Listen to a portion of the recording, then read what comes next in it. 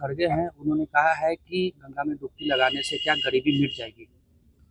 अब एक चीज साफ करते हैं कि किसी की जो आस्था है, इस लोकतंत्र है हमारा, और हमें संविधान ये अधिकार दिया है कि हम कोई भी धर्म माने, कोई भी धार्मिक कार्य अनुष्ठान करें जिससे किसी को नुकसान ना हो। तो एक लोक आस्था सनातन धर्म है, उस पर अंगुली उठाने का हमको नहीं लगता है कि मल्लिकार्जुन खड़गे जी का कोई अधिकार है। वो क्रिश्चियनिटी से प्रभावित हैं।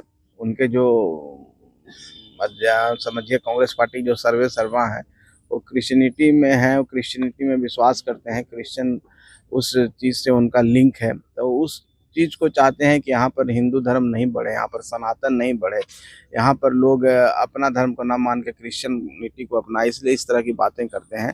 ये बात कर लेने से कोई फ़ायदा नहीं होने वाला है। हमारी एक आस्था है, हमारा एक स्ट्रॉन्ग बॉन्डेज है जो हम धर्म के प्रति है, और यही धर्म ही है जो हम लोग को एक करता है, और एक भारत का भारतीयता होने का पहचान है। तो हम समझते हैं सब धर्मों को लोग यहाँ पर अपने हिसाब से काम करते हैं, पूजा करते हैं, जो भी कहिए मन्नत मांगते हैं, अपना अपना सबका तरीका। हम तो किसी के ऊपर उंगली नहीं उठाते हैं। राजनीति करने आए हैं, राजनीतिक बात कीजिए ना कि आपने 40 साल देश पर राज किया, आपने क्या किया इस देश को, देश की तरक्की में क्या काम किया, देश के उत्थान में काम क्या किया। आज हम लोग की सरकार है, एनडीए की सरकार है, आज देखिए कितना विकास हो रहा है, किस तरह से देश दुनिया में हमारे देश का नाम हो रहा है। तो हम समझते हैं कि अपनी नाकामियों को छुपाने के लिए लोग इस तरह की बात कर रहे हैं। महाकुंभ आस्था का पर्व है, ये 12 साल बाद आता है। आप देख रहे हैं कि 40 करोड़ जनसंख्या वहां जाने वाली है, जैसा कि सबका आकलन है। तो ये देश के 140 करोड़ में 40-50 करोड़ लोग वो आस्था में डुबकी लगा रहे हैं। तो हम समझते हैं कि 40-50 करोड़ और 60 करोड़ पूरे 100 करोड़ 140 करोड़ जनता का अपमान उन्होंने किया, उनको माफी मांगनी चाहिए। आपके पिता हैं जीतन मांझी, केंद्रीय मंत्री, उन्होंने कहा है कि मुख्यमंत्री नीतीश कुमार को भारत रत्न मिलना चाहिए। आप कैसे देखते हैं? देखिए, जहाँ तक माननीय मुख्यमंत्री जी का सवाल है, आदरणीय श्री नीतीश कुमार जी का, जिस तरह से उन्होंने काम किया है बिहार में, और बिहार एक समय में जंगल राज के लिए जाना जाता था।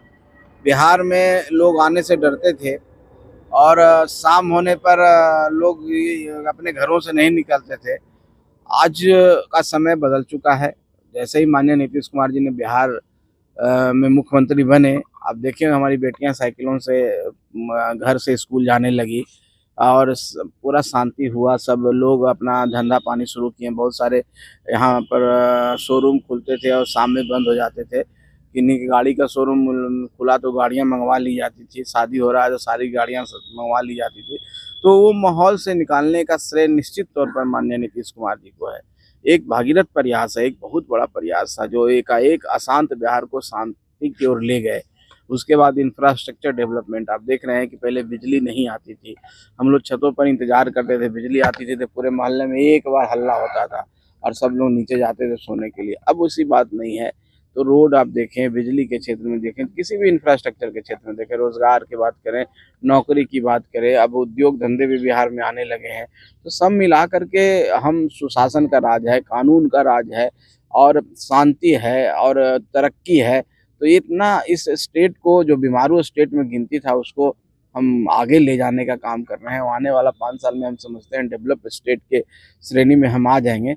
तो जो ये प्रयास है निश्चित तौर पर बड़ा प्रयास है, और इसमें हम समझते हैं, हम भी मानते हैं व्यक्तिगत तौर पर कि उनको भारत रत्न मिलना चाहिए। विधानसभा का चुनाव सब नजदीक है और ऐसे में हिंदुस्तानी अवाम मोर्चा कितनी सीटों पर अपनी तैयारी? देखिए, फिर वही बात है, हम तैयारी हिंदुस्तानी अवाम मोर्चा सेकुलर पार्टी के तौर पर करते हैं। तो पार्टी तौर पर ऐसी कोई पार्टी नहीं है जो सब जगह नहीं तैयारी कर रही है, अपनी क्षमता के अनुसार।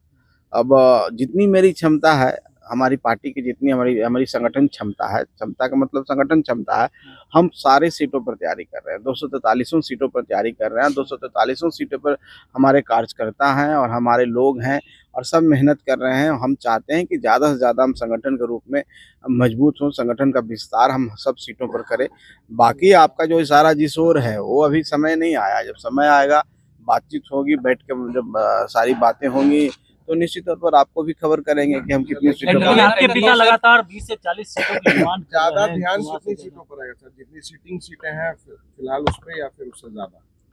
अब देखिए, आप लोग का तो इस तरह का जो सवाल है, अब इसको हम, आप इसको किस वे में लेते हैं, चाहे हम इसको किस वे में ग्रहण करें, आपकी बातों से तो कुछ अलग ही बात झलकती है, हम उसको अभी मीडिया में नहीं बोलेंगे, लेकिन इस तरह की बातें नहीं करें, अच्छा रहेगा। हम लोग सब समझते हैं, राजनीति में हैं, हम इतना ही कह देते हैं कि किसी गठबंधन में हैं तो विश्वास के साथ हैं, किसी गठबंधन में हैं तो विचारधारा के साथ हैं, और जब विचारधारा एक हो, जब जनता का सेवा करने आए हैं, तो कुछ लोग चक्कर में रहते हैं कि हमको कहाँ से फायदा हो जाए।